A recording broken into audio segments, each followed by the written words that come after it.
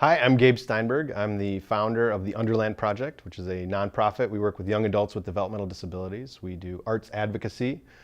We create video productions, people with disabilities representing themselves, and we try to educate as well as inform and include as many people as possible, disabilities or neurotypical. My counterpart, my business partner, his name's Dusty Thune. He's a special education teacher. He's been doing it for about 12 years. And he brought me into the project. He was doing a feature film series called Underland. And what it was not a documentary, it was a narrative adventure comedy trilogy. And all of the starring cast was comprised of people with developmental disabilities. So it was super challenging, but super rewarding. We saw people who were introverts at the beginning of the film series turned to extroverts. One of our talent was making up his own dialogue by the end of the film. So it was really inspiring, encouraging, and our message is inclusion and hoping that we can help to integrate people with developmental disabilities into society and give them more opportunities and have diversity in film so that people representing people with disabilities are actually people with disabilities as opposed to neurotypical people playing people with disabilities.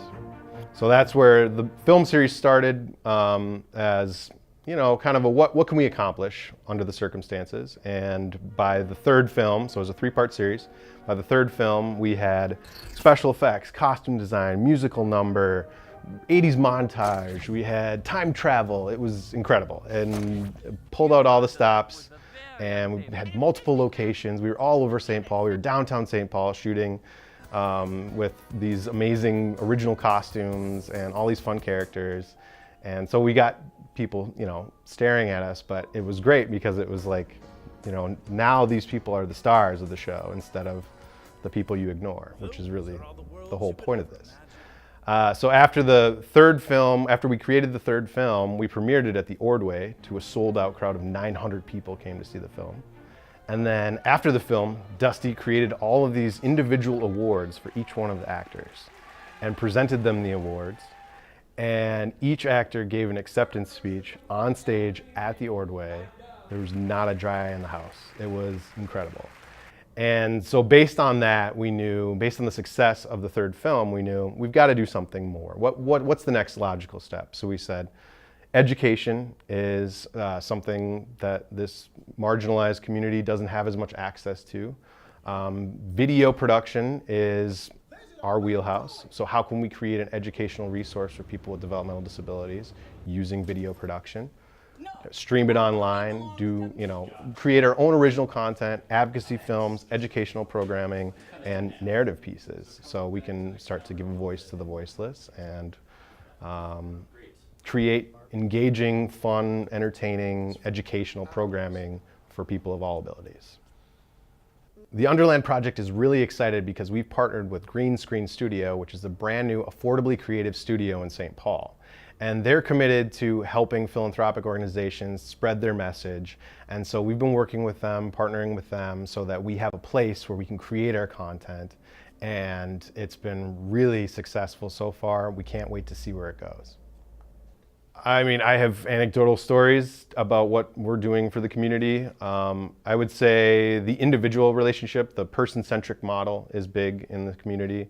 We talk about, you know, the individual and that it's not about the disability. We want to focus on the ability, and there's so much talent. It's just a lot of people with developmental disabilities slip through the cracks because they're labeled disabled, basically. And so if you have that label, you're not given the same opportunities as neurotypical people. And in doing so, we lose a lot of intelligent people who maybe lack social skills, which, you know, seems ludicrous to me. You know, if you think about through history, you know, Einstein, Newton, Da Vinci, all of these guys, Beethoven, all of these amazing, talented people, you think about if they were diagnosed today, they would more or less probably be on the autism spectrum because they were geniuses, but maybe they lacked some social skills. So it's our job to shed some light on talented people with developmental disabilities, give them opportunities to integrate into society, and just show people what they're capable of. For me, it's really rewarding to see people with developmental disabilities that, you know, are introverts turn to extroverts. It's fun to see the light go on, and you can see the talent come out, and the exuberance and the confidence. And as storytellers, as video professionals, it's our job to give a voice to the voiceless. So if I can help tell the stories of these people to help give them more opportunities, then that's the reward in itself. I would say the film community has embraced what we're trying to accomplish. We've had, on the film set, we had, for Underland 3, we had volunteers, filmmakers from around town. Our special effects artist's uncle has Down syndrome, and so he was like, I have to be on this project. And so the added value of all of these people in the community embracing us and saying, we want to be a part of something great, we want to be a part of something bigger, has been just so heartwarming, and we wouldn't be able to accomplish what we've accomplished without that generosity, without people understanding what we're trying to accomplish. I think there's a lot of good organizations who are working for people with developmental disabilities, and I think the community is strengthening and growing, and people are starting to understand what the autism spectrum is, and that a lot more people fall onto the spectrum, and that it's not a prison sentence. It's something to be investigated and something to be cultivated, and talent can emerge regardless of what you were dealt at birth. My other business partner, Ed McNamara, runs Cool Abilities. And Cool Abilities is a day program for people with developmental disabilities that invests in the individual. And so Rick is one of Ed's employees, and he's grown immensely since he first started with Cool Ability.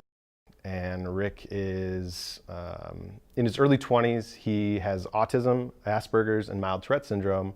He was installing car stereos.